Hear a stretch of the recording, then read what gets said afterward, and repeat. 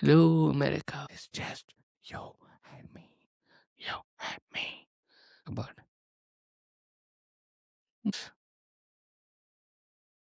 got my whiskey, just chilling here. I wonder if I could play some music. I would like to play some music, but then it has to be my original music because there's like copyright stuff. What's going on? Supreme Court had some. There were like 9 justices. One of them sat out, and 4 of them took each side, and they came to a conclusion that we don't have to fund those religious schools, charter schools in Oklahoma. I don't live in Oklahoma. I live in New Jersey, so I don't care. I mean, I don't even think like why religious schools are like tax exempt. I think that's nonsense. I think if you're collecting fees and you're collecting money, I think it should be every religion and all the religious groups should be paying taxes.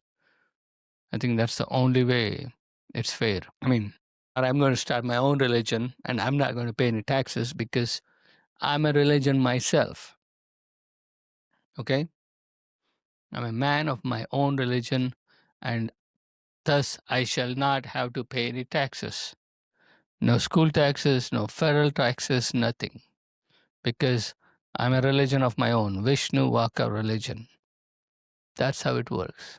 I'm a religion of my own. Vishnu Vaka religion. I ain't gonna pay no taxes. No taxes because I'm a religion. I recognize myself as a religion. If they don't have to pay taxes, why do I gotta pay taxes? Huh? I mean, it's not even about paying taxes. I don't make any money. I mean, what are you gonna take? Like 30% of zero? But the whole process, I gotta do the whole, like, I gotta find a software and I gotta put all sorts of like receipts and everything to show them that I didn't make any money. Can't you automate that? Like AI. Can you do that? Can people figure that out instead of like making those stupid videos that don't make any sense? Like cats with like 4 fingers. I'm getting sick of this. Sick of this. What happened today, America? What happened? What did we do today? Epstein files. Dude, just release them, man. What the heck?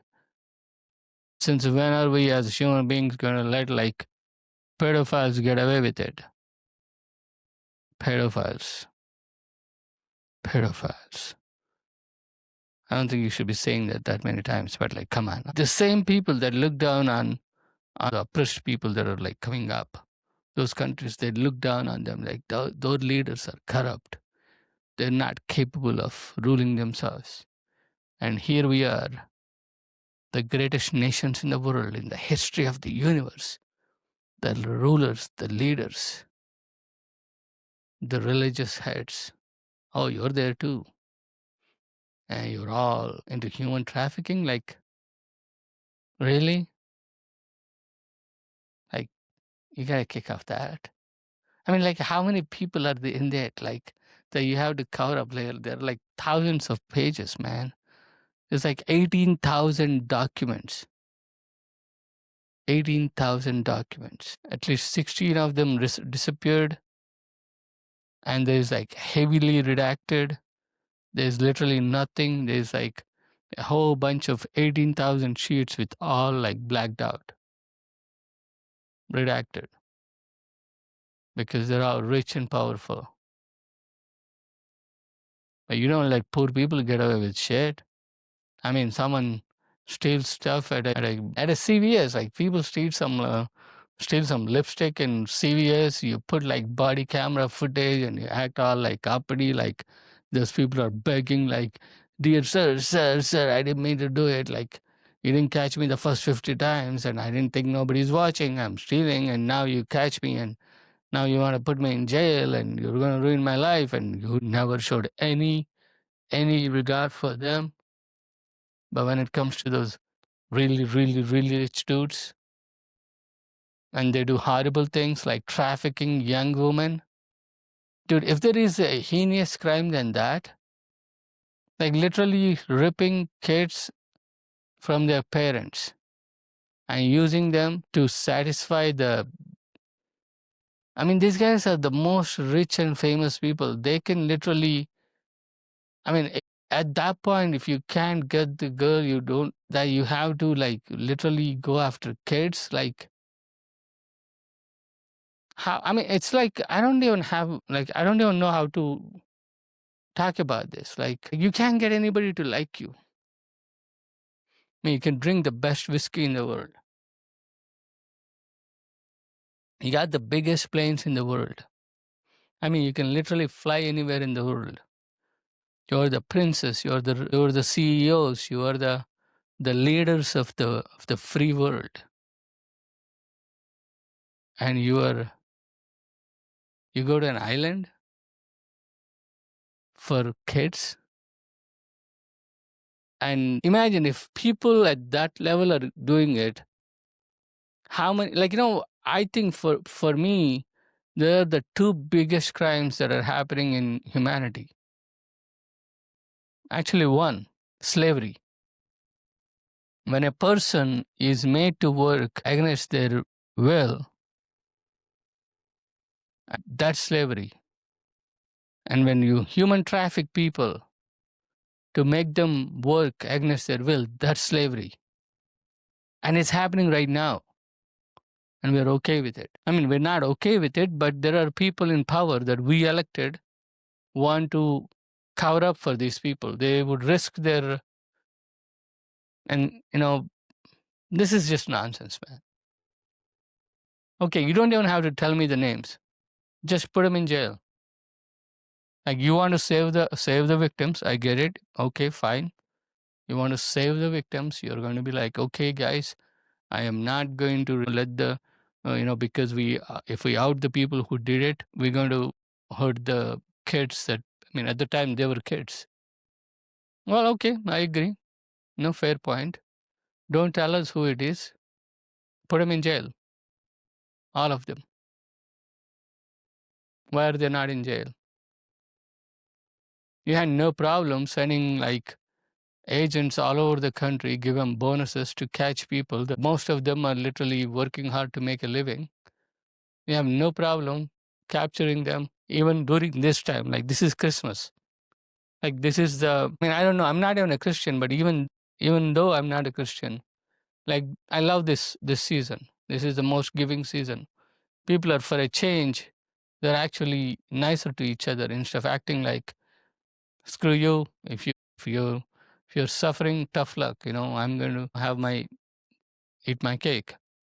But during Christmas time, people are actually nice. They're like, hey, I care about you. Here, take $10. And what do? We still, this time, even right now, they're literally picking up people, family with kids. They're separating families during Christmas time. No problem. You call them illegals, because they crossed a imaginary border to make a living, to make something better of their lives. Because your immigration system sucks. You have no problem going into so-called third world countries and stealing their resources, but you don't even want to give them legal way to come here and make a living, even though we need them. So we kind of want them to come here illegal so we can take advantage of them by not paying them what they deserve. And we never fix the legal immigration. But every time we got someone who wants to control people and tell them it's always the immigrants' fault, create this agency full of people, masked men, bounty hunters, to go out there and capture these family people, trying to make, whatever their background might be. They might be criminals. If they didn't break law once they're here, they're not criminals. I mean, if their country did not create an extradition on them and they're here, maybe their past might be checkered. And that's probably the reason they had to leave their country. Okay. but they're here and they're restarting. Aren't we a country of forgiveness? Aren't we a country of second chances? Okay, fine, we're not. Let's deport them all. Then what about the people that are involved in Epstein files? What is stopping us? What is stopping us sending ICE agents? Because most of them are also not legal. They're not like, if they're naturalized citizens, maybe you can strip them off their citizenship, right? So it's still in the ICE border agency thing, right? And you got the names. We don't need to know them. You got the names. Why are they not captured? Why are we letting this slide by? But on a different note, yesterday I got ripped off by this guy, this brown dude. I thought he got a CD in his hand. He was like, "Yo, what's up? You want to check out my CD? You want to buy my CD?" I was like, "Yeah, dude. I'm an artist. I'm in my artist mode. I'm about to go do my set." So I was all like floating in the cloud, I'm gonna go on stage and have fun. And I was just floating through the streets of New York City, and this guy came up, and I got my headphones on, so I don't even know what the hell he was saying. He goes he waves this CD in front of my hand. He had 2 CDs, and he was like, "You want this?" And first I thought it's some artist who's trying to, people do that. They give their CDs. They were like, "Yo, if you like my CD, support me." So I thought it's one of those guys. I was like, "Yeah, I'll support you." And then he gives me the CD. I was like, "Holy shit, he gave me the CD. I don't want to take your property." And he's like, "Well, you can give me a couple of bucks." So I got $5 in my hand. I gave him 5. But then there is another 5 that pops up because you know how that wallet thing. So I got 10 in my hand. The guy looks at my 10 and I got his CD in my hand. I'm like, "You know what, bro? It's Christmas time. You're hustling. I understand the hustle. I'm a comedian. I'm hustling for stage time. I know how it is. Take the 10." And I take the CD. And he goes, bro, thank you for the money." And he takes the money and he goes right into his pocket. So I'm never going to see that money again. I know that. The minute he put it in his pocket, I was like, okay, I'm not going to see that money again. But I wasn't still thinking about that. He goes, "Bro," and he takes the CD back and he goes, "Scan this." I was like, "Scan what?" He's like, "Yeah, scan this. That's the CD." And I was like, "Oh, you're not going to give me the physical copy?" I thought you'd give me the physical copy. That's why I gave you $10 because I like to listen to CD music. CD music is good. And he goes, "No, no, no. You got the sound. I scan it." And you know what? Takes me to SoundCloud. It's free, guys. It's free all along. And I paid him $10. But it's okay. I was like, you know what? For a second, I was like, man, been been taken for a ride. I'm a sucker. New York City got me finally. But then I was like, you know what? I get to be on stage in like 10 minutes for 20 minutes. It's going to be fun. I get to be on stage. And the money, yeah, I know I lost $10, but I know that instant is going to be it's going to be my material and I'm going to make my money. Yeah. So I wasn't worried too much about that. But I thought it was pretty funny, when you're like, but I respect the hustle. I had no bitter feelings, and he totally deserved the $10, and I will make the money back because what's mine is always mine. What else do you guys want to talk about? There is Epstein files that are not going to be released, that are going to be released, but they're going to be like redacted. International tensions. The U.S. has seized an oil tanker off the coast of Venezuela. What's new? I don't even know what's going on. I'm not going to talk about it. And then in South Africa, there is a manhunt is underway near Johannesburg after mass shooting at a tavern left 9 people dead. Dude, the world is learning from America. Again, America is a pioneer. We used to have these kind of mass shootings in America. Now the world is catching up. This is America. We are always number one. Then you got Bangladesh. Tensions remain high following the funeral of youth leader Sharif Osman Haidi. Heavy security. I don't know what's going on in Bangladesh, man. I saw these reports of some Indian guy, like Hindu guy. He was stripped naked and they burned him alive. And that's disturbing, man. That's like Emmett Till. Remember Emmett Till? That's kind of stuff. Like, I don't care what your ideology is, what the heck. I mean, basically the reason they killed him is because of blasphemy laws. They accused him of saying something against the religion and then they burnt him alive. Really? Does God really ask you to defend him like that? I don't think God cares. Like, this is just nonsense. Like, these people have nothing better to do with their lives. And they just give bad names for the entire subcontinent. Like, then all the religious, the fervor, man. You guys, I don't know what to say. You're literally letting the world divide us in the name of religion and take advantage of us. If we were not divided, British would not have come to India. Western powers would not have survived in India if we got along. You follow your religion, I follow my religion. We all believe in Khuda, the God. That used to be the way, but at some point, people got all like fanatical about their religions. I mean, it's one thing. I'm used to seeing like other religions be fanatical. Now we got Hindus being fanatical. Jai Sri Ram, like, long live Sri Ram. Sri Ram is supposed to be one of the greatest kings ever. And during his time, people were all happy. So it's a Ram Raj, and everybody wanted that kind of a, life. And so they always desired for a king like Rama. That's why you look at Thailand, they have like generations of Rama because how liberal Thailand is, open-minded people. Everybody that goes to Thailand, even the sexual predators that go there, everybody loves Thailand. Why? Because they build their kingdom on love and mutual respect, and it's one of the most liberal countries in the world. And we're using the Hindus, like my people. We're not a religion. We don't have to prove it to anybody. That's how we survived for 5,000 years, if not more, because we didn't have to compete. We did not compete with anybody. We had one job and only one job: to figure out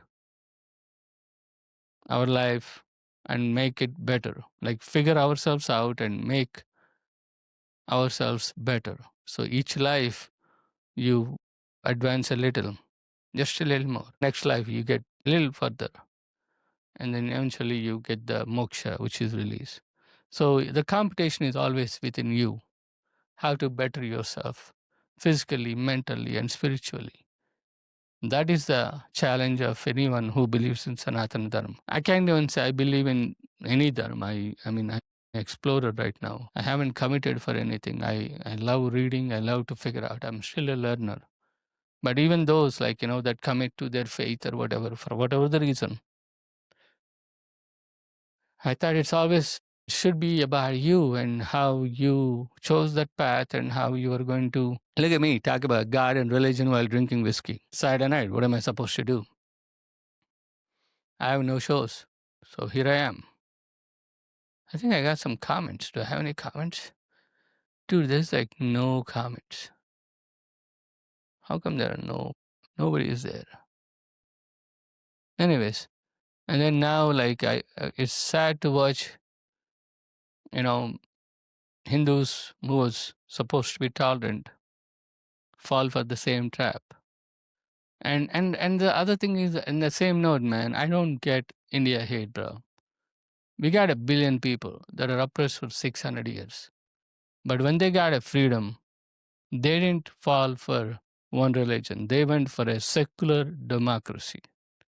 That would not have happened if people in India did not vote for this.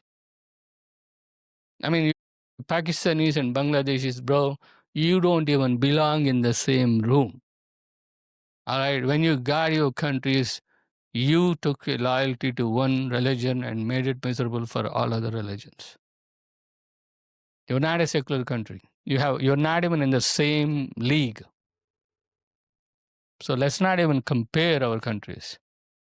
I mean, India is a secular country with more Muslims than both Bangladesh and Pakistan combined. And people like it, there are. I'm not saying there are no instances against Muslims in India. That would be nonsense. It's a billion people, and there are a lot of dumbass people in there. But as a group, Indian Constitution is written by a lower caste person, Dr. Ambedkar. That's like having a black person write American Constitution. And even to this day, the things that Ambedkar wrote are being followed.